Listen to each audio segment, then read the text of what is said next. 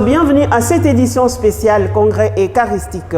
C'est ce dimanche 4 juin que s'est ouvert officiellement le 3e Congrès eucharistique national. Cet événement religieux se tient à Lubumbashi. La célébration eucharistique marquant cette ouverture s'est déroulée sous les parvis de la cathédrale Saint-Pierre et Paul à Lubumbashi. Monseigneur Marcel Otembi, président de la conférence épiscopale nationale du Congo et archevêque de Kisangani, était l'officiant du jour. Suivez ces reportages.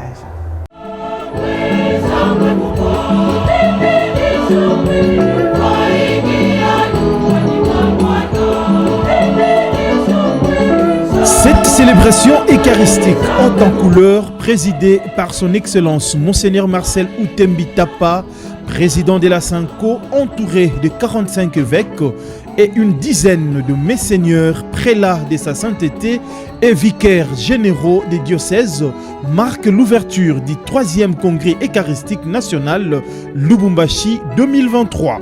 Au prélude de la célébration, Monseigneur Fulgence Mouteba, archevêque métropolitain de Lubumbashi, a pris la parole pour souhaiter la bienvenue à tous les congressistes ainsi que sa communauté diocésaine et réserve un moment de silence en mémoire du fait Monseigneur Tafunga, son prédécesseur, qui aurait commencé le préparatif de cet événement.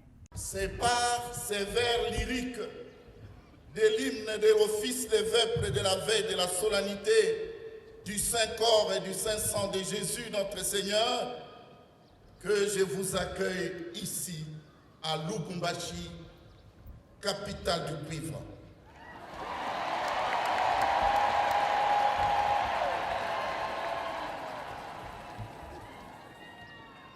Je vous accueille donc ici à Lubumbashi Watanshi à l'ouverture du 3e congrès eucharistique national de notre Église Famille de Dieu qui est en République démocratique du Congo. Au nom de mes collègues évêques membres de l'Assemblée épiscopale de la province ecclésiastique de Lubumbashi, au nom de nos presbytériums respectifs, au nom de tous les membres d'instituts de vie consacrés, au nom de tous les fidèles laïcs, au nom également des autorités locales qui nous gouvernent, en particulier Monsieur le gouverneur du Haut-Katanga et Madame la gouverneure Aïe du Lualaba, j'ai l'honneur de vous souhaiter dans le Christ la plus cordiale et chaleureuse bienvenue.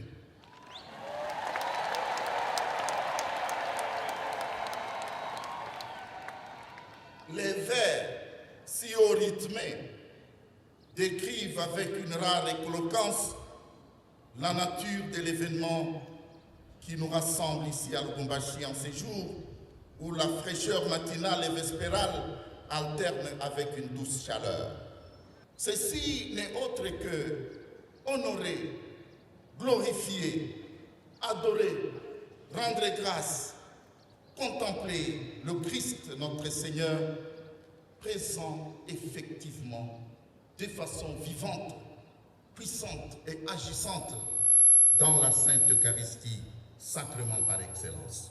Par ces paroles, conformément aux prescrits du droit canon, Monseigneur l'archevêque de Lubumbashi donne accès au président de la Sanko pour dire la messe dans sa cathédrale. Au nom du Père, du Fils et du Saint-Esprit. Amen. La paix soit avec vous. Et avec votre esprit.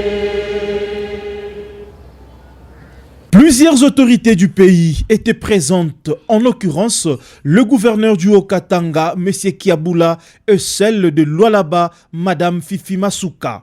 Un des leaders de l'opposition, M. Moïse Katumbi Chapwe, était aussi présent.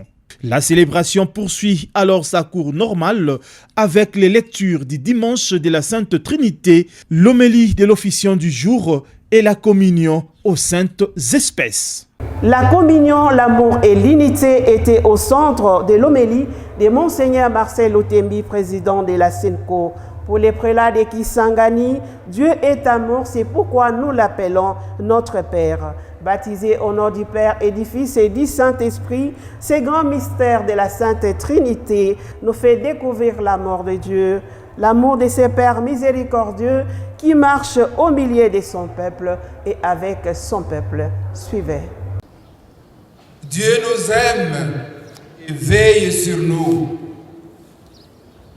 Tout au long de notre vie, nous sommes invités à nous mettre à l'écoute de ce Dieu amour.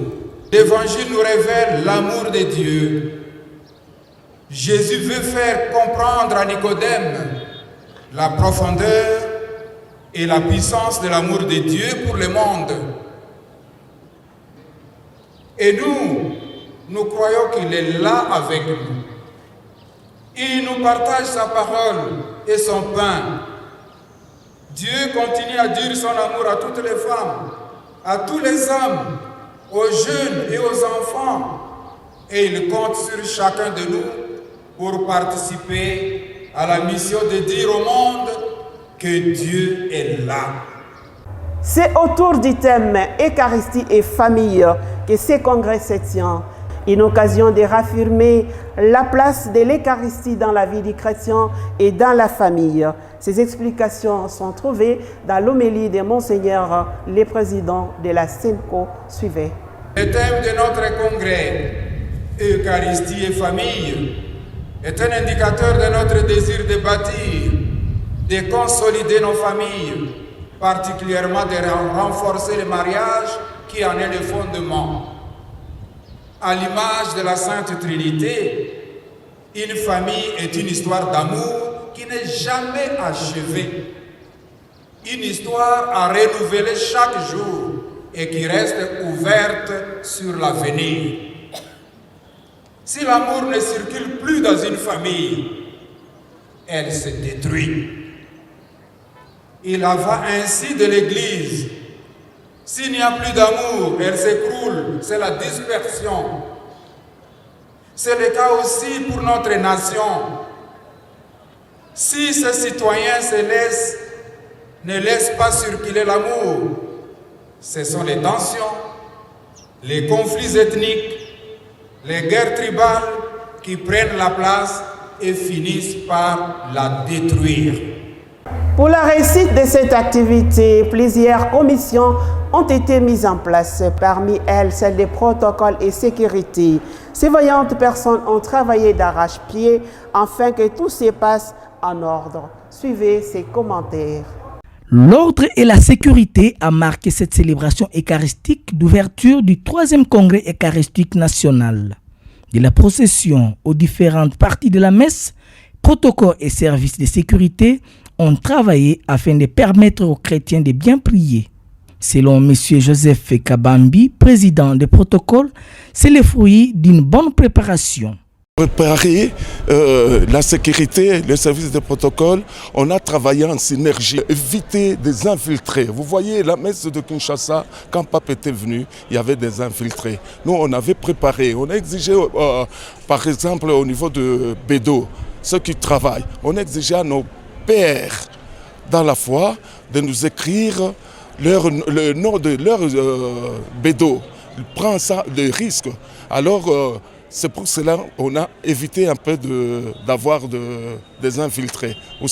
D'autres services diocésains ont marqué de leur présence afin que tout se passe comme prévu. Soulignons par ailleurs que les services de sécurité de la province de Haut-Katanga ont été associés pour bien assurer un bon climat, non seulement aux autorités du pays présentes dans cette célébration, mais à toute l'assemblée priante.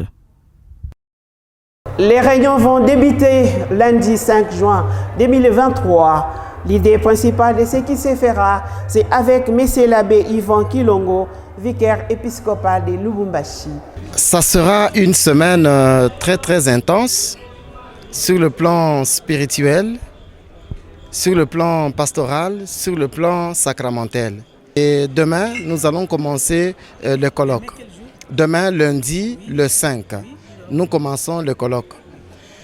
Le colloque prendra 3 jours. Les lieux, ça sera au centre pastoral à partir de 8 heures. Mardi, la même activité, ça sera le colloque. Et le mercredi matin, ça sera le colloque au centre pastoral. Le mercredi après-midi, ça sera ce que nous appelons la catéchèse des évêques. Dans les 4 langues nationales et en français, selon les paroisses ciblées qui ont été publiées. Alors, chaque fois que les évêques vont aller à la catéchèse, il y aura donc les chrétiens et ça finira par un échange, un partage. Et puis, le jeudi, c'est une journée d'adoration. Nous ferons la procession avec le Très Saint Sacrement de la cathédrale Saint-Pierre et Paul jusqu'à Sainte-Marie et Virginie au domaine marial. Le vendredi, c'est le jour de pénitence. Et les évêques et les prêtres, partout, ils vont recevoir les pénitents. Mais dans l'après-midi, il y aura une très grande activité parce que toute l'Église du Congo va recevoir le légat pontifical qui va venir à partir de 13h. Le samedi, il y aura des rencontres selon l'agenda et le programme de son éminence Luis Antonio Cardinal Tagle. Et puis le dimanche, la fermeture au stade de Mazembe. La particularité des activités de dimanche, c'est qu'au stade de Mazembe, il y aura la cérémonie de première communion. Ce sont les évêques qui vont donner la première communion à ceux qui ont été préparés par la catéchèse. Et puis la remise des bénédictions papales pour le couple ayant déjà réalisé 50 ans de mariage. Le tout finira encore par un partage du vivre ensemble. C'est du 4 à 11 juin 2023 que ces assises vont se tenir à Lubumbashi. La clôture solennelle est prévue le dimanche prochain avec une célébration eucharistique qui sera dite par Luis Antonio Tagle, préfet de la Congrégation pour l'évangélisation, envoyé spécial du Saint-Père en République démocratique du Congo. Rappelons que le premier congrès eucharistique a eu lieu à Kisantu en 1933, le deuxième à Kinshasa en 1980 et 2023 à Lubumbashi. Par l'intercession de la Vierge Marie, Notre-Dame de la Paix et des saints apôtres Pierre et Paul, ainsi que des bienheureux Marie-Clémentine Anouarite et Isidore Bakanja, que le Seigneur bénisse notre rassemblement. Sur ce, je déclare ouvert le 3e congrès eucharistique national de la République démocratique du Congo. Merci de votre attention.